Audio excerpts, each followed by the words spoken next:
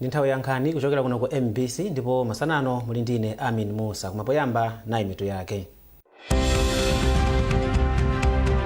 Timu ya mpira wa miyendo ya amayi ya Scorchers yalandira ulemu wapadera kutsatira kuchita bwino kwawo ku mpikisano wa mayiko amu Africa wa WAFCON. Dziko la Malawi likupita patsogolo pa ntchito za luso la makono ndipo likuchita bwino kuposa mayiko ena mu Africa. Ndipo Amalawi awachenjeza kuti apewe kugulitsa ntchito mankhwala opanda uphungu wa chipatala.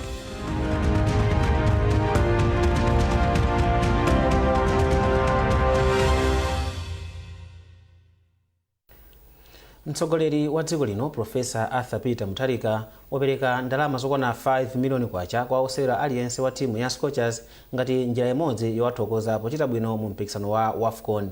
Mayi wa dziko lino Profesa Gertrude Mutharika ndi amene wanena izi pa nkhomaliro yomwe anakonzera timu ya Scorchers ku Kamuzu Palace mu mzinda wa Lilongwe.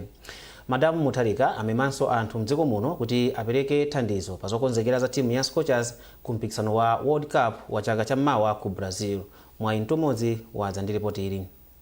Mayi wa dziko lino Profesa Mutharika anati iwo komanso mtsogoleri wa dziko lino Profesa Arthur Peter Mutharika ndi okondwa ndi zomwe timu ya Scorchers yachita pofika mu ndime yomaliza ya mpikisano wa AFCON. Iwo ati chifukwa chake Malawi aliyense akuyenera kukhala pambuyo pa timuyi pamene kukonzekera mpikisano wa World Cup omwe uchitike mdziko la Brazil chaka cham'mawa. Madamu Mutharika anati iwo pamodzi ndi mtsogoleri wa dziko lino sanaphonye mpira uliwonse omwe timu ya Scorchers inasewera mdziko la Morocco. Amandikumbutsa kuti nthawi imene munali ku Morocco timapeza kuti tikuonera sitimamisa timaonera pena pake apresident kuti mwina mwake amafuna kuti kutsaba kuti andibisire passport chifana aganiza kuti mwina mwake ndikhoza kwathawa ine uyo ulendo wa ku Morocco chifukwa zimene mwachita nzazikulu kwambiri. I stand before you today as a proud mother, very proud, who has been blessed with the beautiful daughters. Amene asinta maganizidwe awantu. Even world record. Amangoti Nigeria, Nigeria, Nigeria. Amalawi lili kuti mwaisinta world record.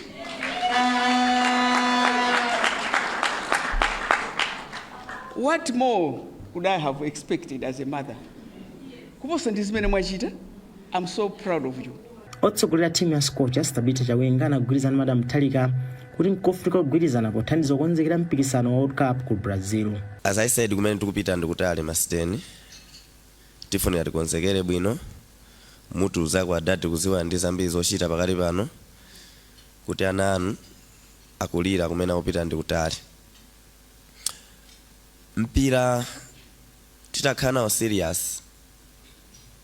This country can benefit a lot. Mtsogoleri wa bungwe la Farm Free to Dwyer anayamikira timu ya Scorchers kamba kuonetsa poyera kuti kupereka mpata kwa amayi m'masewero kutha kubala zipatso zabwino monga mmene yachitira Scorchers. Pamwambowu mayi wa dziko linoyo analengeza kuti mtsogoleri wa dziko lino Profesa Arthur Peter Mutharika wapereka mphatso ya 5 miliyoni kwacha kwa osewera aliyense wa timu ya Scorchers kamba kachipambano chawo. Nazo nduna za boma zalengeza kuti zapereka 25 miliyoni kwacha ku timu ya Scorchers. Nayonso banki ya National yapereka 5 miliyoni kwacha ku timu ya Scorchers. Zonsezi zalengeza pa nkhomaliro yomwe mayi wa dziko lino anakonzera timuyi. Timu ya Scorchers inapita koyamba ku mpikisano wa AFCON ku Morocco komwe inakafika ndime yotsiriza mpikisano komanso kupeza malo mu mpikisano wa World Cup omwe uchitike mdziko la Brazil chaka cham'mawa. Mwayi mtomodzi MBC Lilongwe. Kazembe wa dziko la India ku Malawi Amararam Gujar watsegula malo atsopano owerengera mabuku a Indian Corner ku sukulu ya ukachenjede ya Mzuzu ndipo wati malowo athandiza kuti ophunzira adziwe zambiri za dziko la India komanso kutsegula mwayi omaphunziro. Poyankhula pamwambo okhazikitsa malowo Kazembeyu anati malowa athandizanso kuti ophunzira apeze ukadaulo wakafukufuku omaphunziro awo komanso kuti akhale nzika zodalirika za dziko lino. Hassan Piri ali ndi zambiri mu ripoti ili.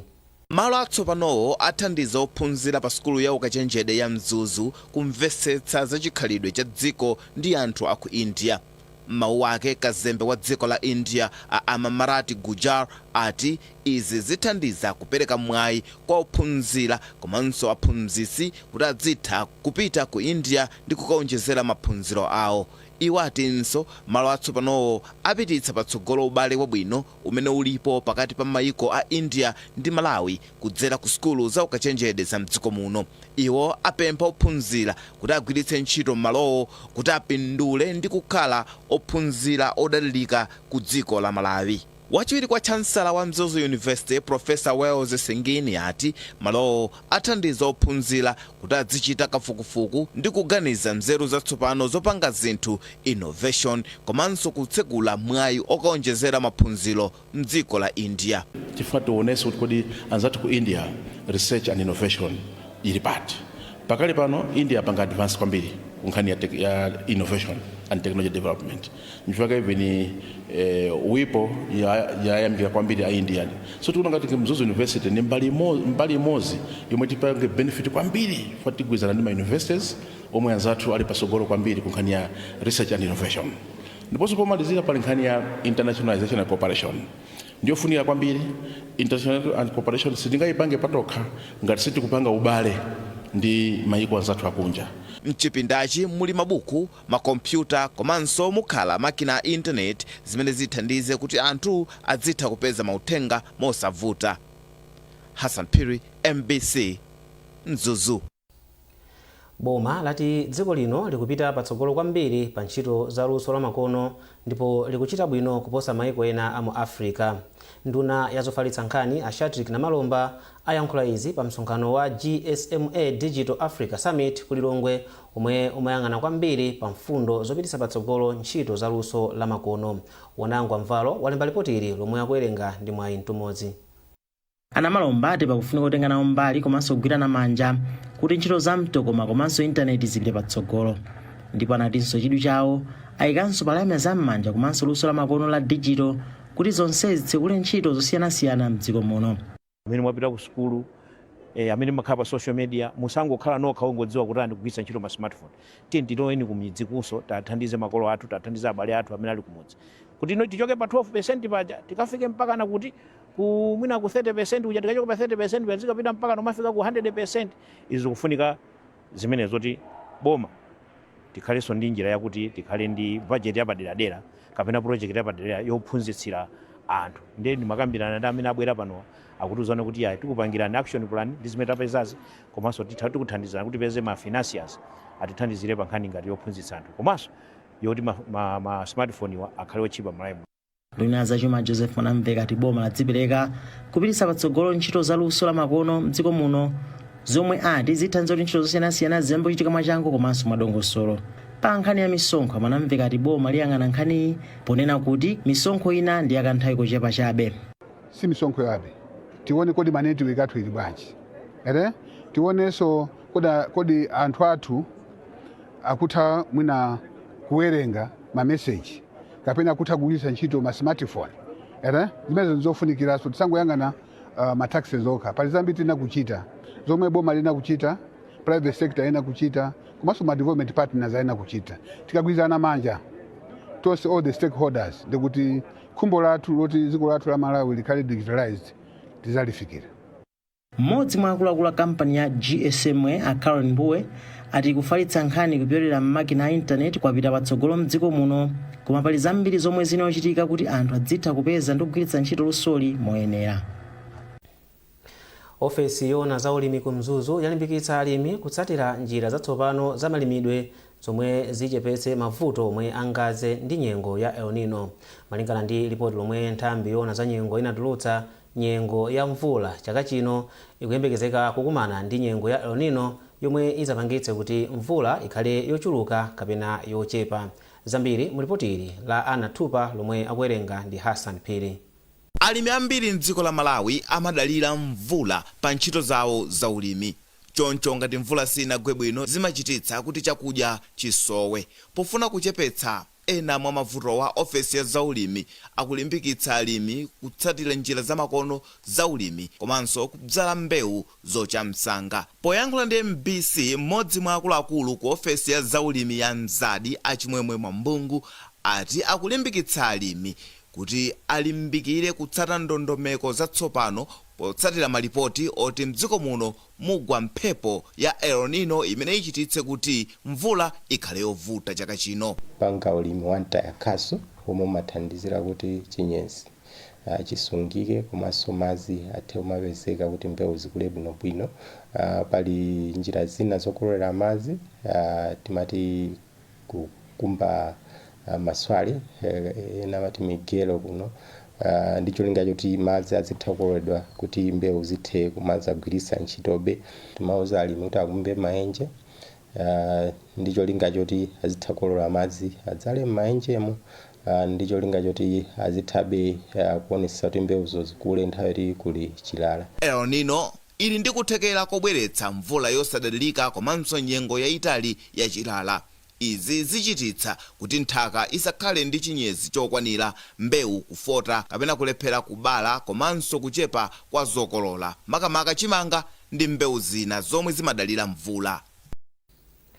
Pamene msonkhano wa chinyamata wa chaka chino wa National Youth Summit wafika pamapeto, boma, makampani ndi mabungwe osiyanasiyana ayamikira achinyamata mdziko muno kamba kolimbika ndi kukhala ndi masomphenya.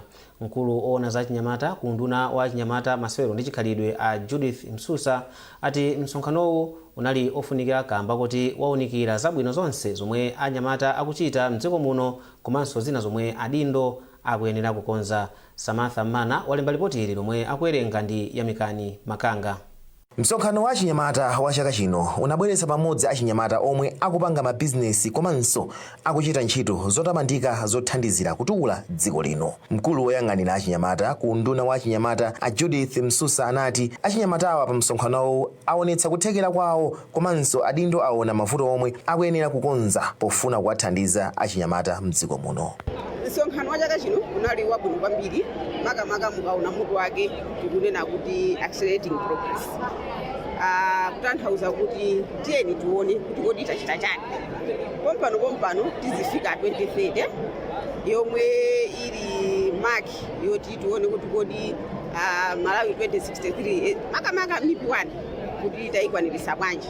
Ndeta tsani zaka zochepa zaka zitatu ndiye kukumana ndi achinyamata kwatithandiza kuti tiunikire kuti kodi ifeyo tikuyenda bwanji. Pa tsiku lomalizali anyamata ena anapatsidwa mphoto kamba kautsogoleri komanso luso lawo. Stuart Nankhumwa yemwe ndi mmodzi mwa achinyamata omwe alandira mphoto anati msonkhanowu wawapindulira ndi kuwatsekula m'maso. Chisangalalo changa ndi chachikulu kwa izizi zindipangitsa kuti ndiyo ndikhale olimbikira pa zomwe ndimapanga. Kwa yodi my innovation yanga ndoti ndimapanga kuti thandiza dziko kapena kwa anthu amene agwiridwa ndi mavuto okhuza za mafloods. Kwambiri komwe ndimachokera ine kuzomba kumachitika mafloods. Ndiye nditakhala kuganiza naona kuti ndipange chinthu china chake choti zathandiza anthu ku nkhani ya mafloods. Malingana ndi kuti nthawi ya mafloods boma limalusa ndalama kwambiri kuwathandizira anthu amene agwiridwa mavuto amene. So ndinaganiza zoti ndipange flood detector imene yoti ziyapangisa save anthu amene ali amakhala mbali moyandikira masinje komanso kuwatumizira pa message ndi ma email ndi ma phone call kwaziwisa kuti kukubwera mafloods. Pamene msonkhano wa achinyamata wa 2026 wa National Youth Summit watha, pa masiku atatu wa msonkhanowu wapindulira achinyamata ambiri mu njira zambiri. Msonkhanowu umachitika pansi pa mutu woti kupita patsogolo kuunikira ntchito zomwe zachita bwino ndiponso kupititsa patsogolo kuthekera kwa achinyamata mdziko muno. Kumbukirani kuti mukuonera nkhanizi kuchokera kuno kwa MBC ndipo tiyeni tionenso mitu yake. Timu ya mpira wa miyendo ya amayi ya Scorchers yalandira ulemu wapadera kutsatira kuchita bwino kwawo ku mpikisano wa maiko a mu Africa wa WAFCON. Dziko la Malawi likupita patsogolo pa ntchito za luso la makono ndipo likuchita bwino kuposa maiko ena mu Africa. Ndipo Amalawi awachenjeza kuti apewe kugulitsa ntchito mankhwala opanda uphungu wa chipatala.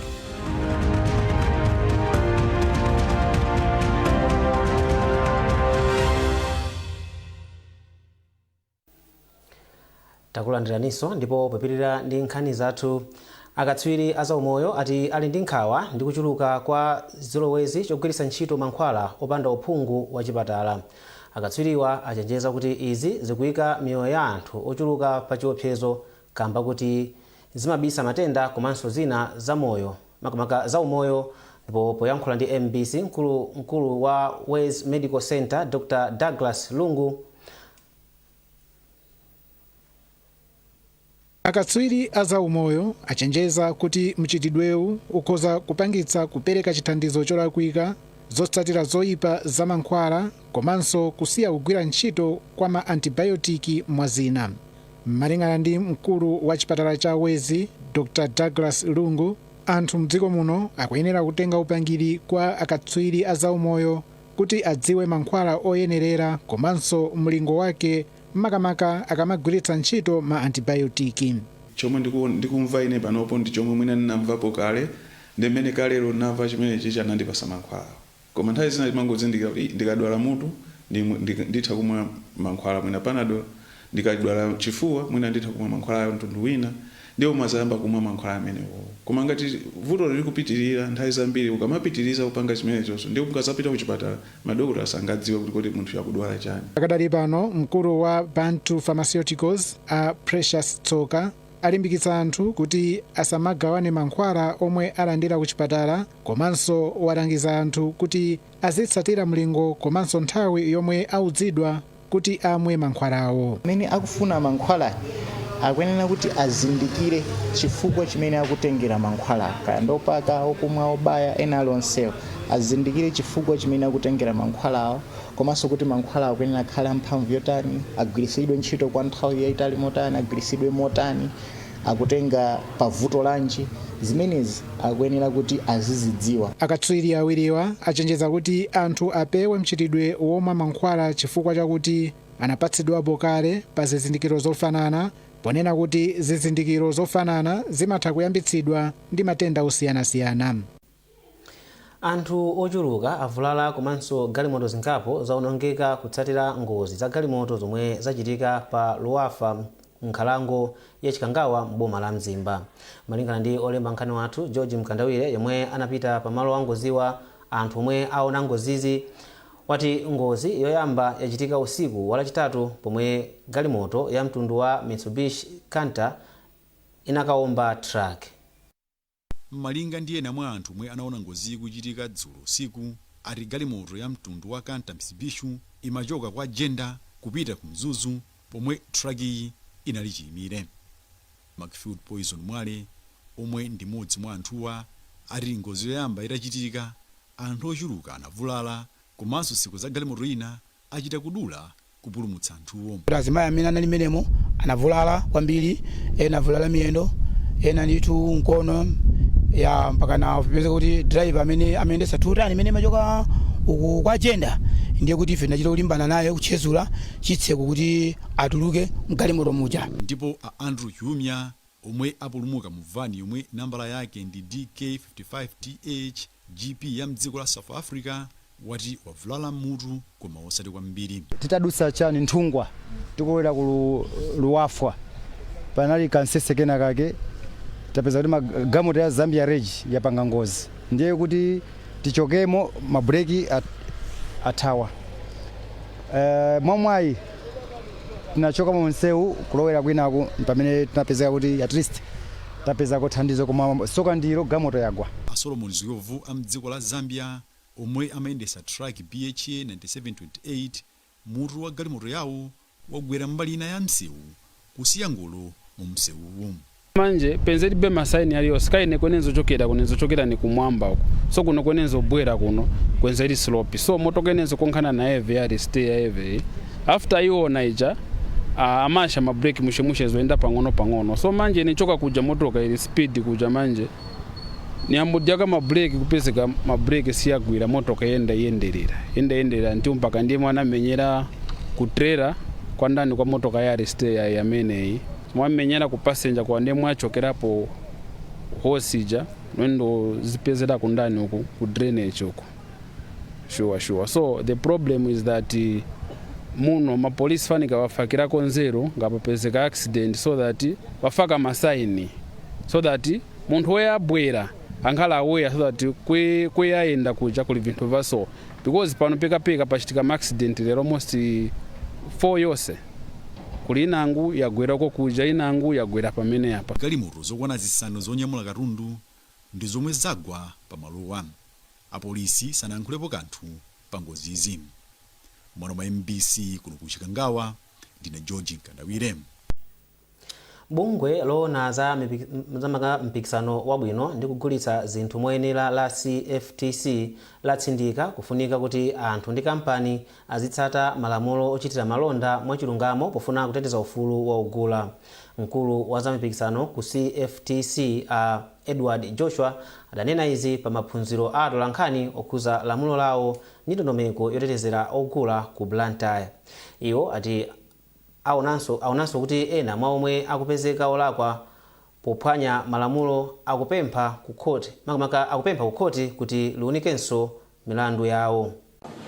Ife tikhoza ngofikira anthu ochepa koma atolankhani amalemba amaulutsa pa radio pa TV ndi uthenga umafikira anthu ambiri kotero kuti timakhala ndi kumvetsetsa konena kuti sitingagwire bwino ntchito opanda kukhala limodzi gwera limodzi ndi atolankhani. So tinabwera kunoko kuti tikumbutsa ndi atolankhani kunena kuti commission ntchito yake ndi yotani, udindo wake ndi otani, kuti akhoza kutipititsira uthenga umenewo kumbali yonse ya dziko lino kuti anthu akamakhala madandaulo atifikire ngati bungwe lathu. Fa bungwe ili ndi laboma ntchito yake ndiyonena kuti anthu athandizidwe ngati pali madandaulo ena zinthu sizikuyenda bwino mdziko muno tipeze njira yoti tikhoza kuwathandiza anthu. So timafuna kuti atolankhani tizicheza nawo kuwakumbutsa pafupipafupi komanso timafuna tonjezere kunena kuti tikamacheza nawo atolankhani pali zambiri zimene maphunzira kuchoka kwa ife iwo ndamentha zamene amakhala kulumikizana ndi anthu osiyanasiyana ndamatifotokozera zinthu zimene zilili ndi tinaona ngati ndikufunikira kuti atolankhani ticheze nawo chifukwa cha udindo umene ali nawo okhudzana ndi chitukuko cha dziko lino. Lamulo loteteza anthu ogula ndi lofunikira kwambiri chifukwa kuti anthu ogula ali ndi maufulu awo ndipo mafulo amenewa timaona kuti ndi oyenera kuti tateteze. Ngati commission yapereka zilango ku makampani kusanachite bwino ndi imene commission imayenera kugwira ntchito. Ikaona kuti ndinolakwa imene kuti ipereke udindo wake ndikuti ipereke zimenezo kuti ndinolakwa muyenera kuti anthu amene alakwiridwa amabwezeretse umoyo wawo monga mmene unalili. Komanso timafotokoza mbali ina kunena kuti ngati makampani akupita khoti ndi ufulu wawo popeza Malawi munalesa ali ndi ufulu kuti ngati akuona kuti commission chiganizo chake si chabwino amapatsidwa mpata ndi mwayi woti apite ku khoti. Ndipo timasira khoti kuti atiuze kuti kodi commission inalondola pa chiganizo chake kapena amwina kampani iyo ndiyo londola pa chiganizo chake. Kampani yalondola kuti ife commission sinachite bwino. So timadalira khoti kuti ndamene atiuze kuti kodi amene akulondola ndi ndani. Koma ife ingakhale zili ku khoti cholinga chake nchonena kuti udindo wathu ngonena kuti mpikisano pa malonda udzikhala kuyenda bwino ndi kuti aliyense amene akuchita mpikisano umenewo ayendetse kapena agwire ntchito kapena apange malonda ake mogwirizana ndi malamulo. Komanso aonetsetse kunena kuti ufulu wa anthu ochita malonda akuteteza. Sitimafuna kuti anthu aponderezedwe chifukwa ngati akuchita malonda ndi kuti mbali naye kulogula malonda. So ngati ogula malonda maufulu ake akuponderezedwa ndi kuti malonda a business pakha palibepo ndi kuti dziko lilo wapansi. So zinthu izi zofunika kuti ziziyang'anira ndifake Competition and Fair Trading Commission ilipo kuti ionetse zinthu zikuyenda bwino.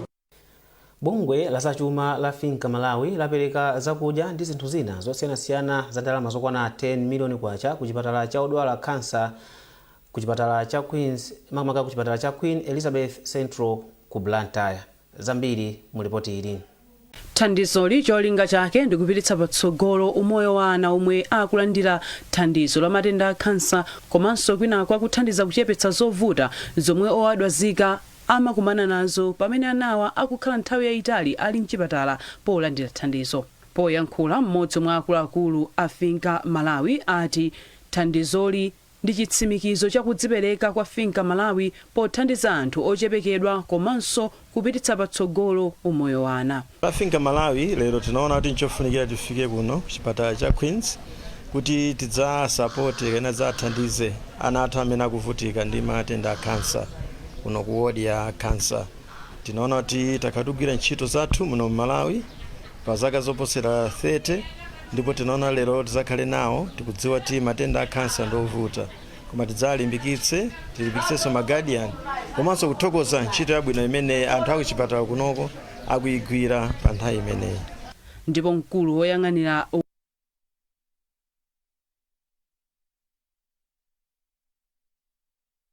wodi ya ana omwe akulandira thandizo la matenda a kansa mayi Agnes Nyundo ayamika Finka Malawi chifukwa cha thandizoli lomwe ati liathandizanawa komanso adikirira pamene akulandira thandizo.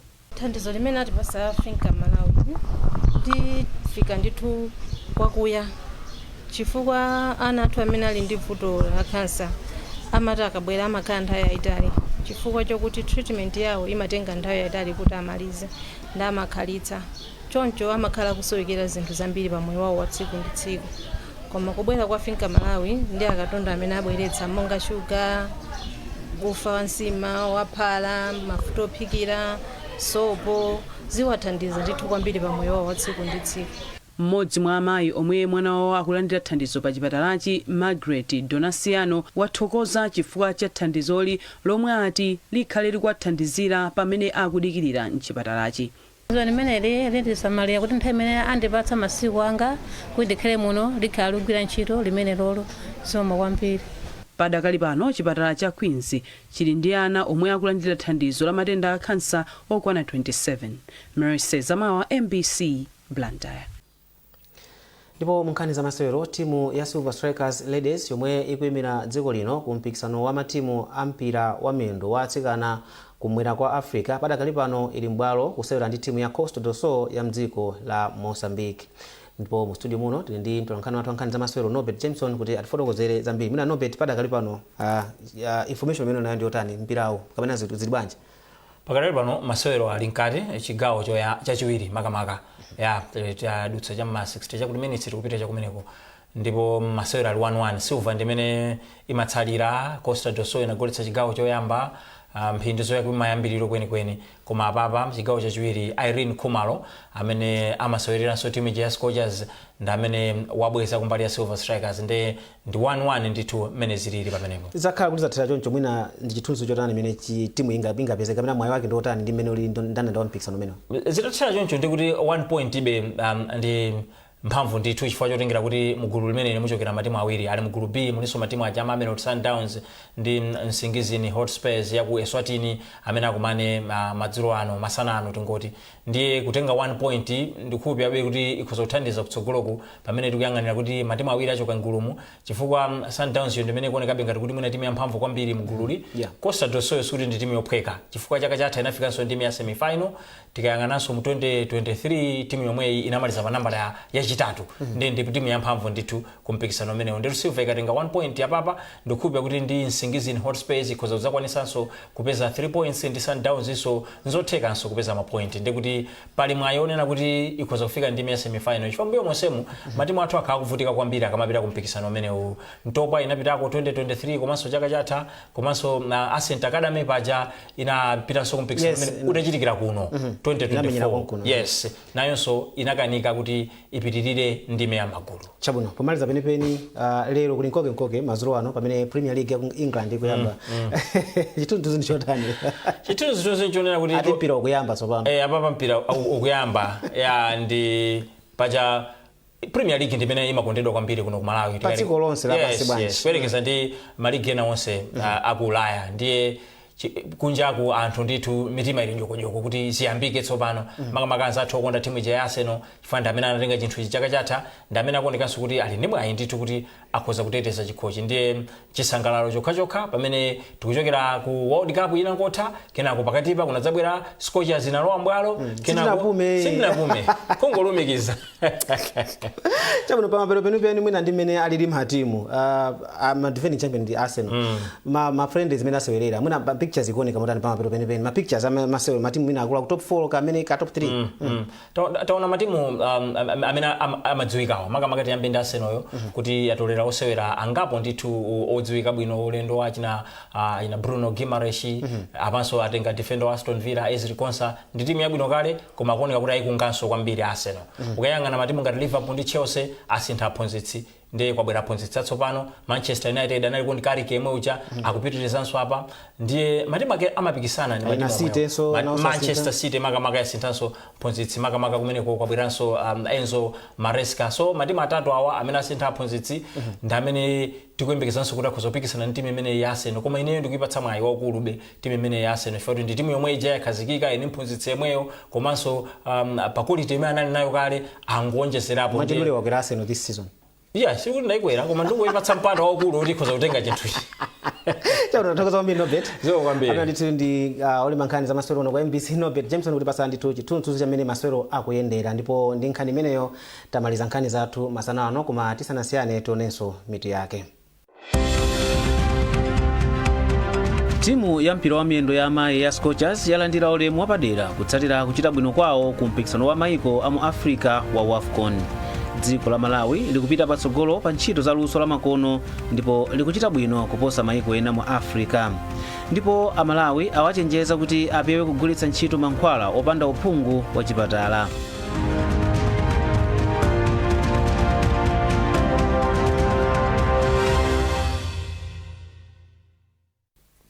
Kumbukirani kuti mutha kupeza nkhanizi komanso zina zambiri popita pa mbc.mw kapena MBC Digital pa Facebook, Instagram komanso X. Munali ndine Amin Musa, masana abwino.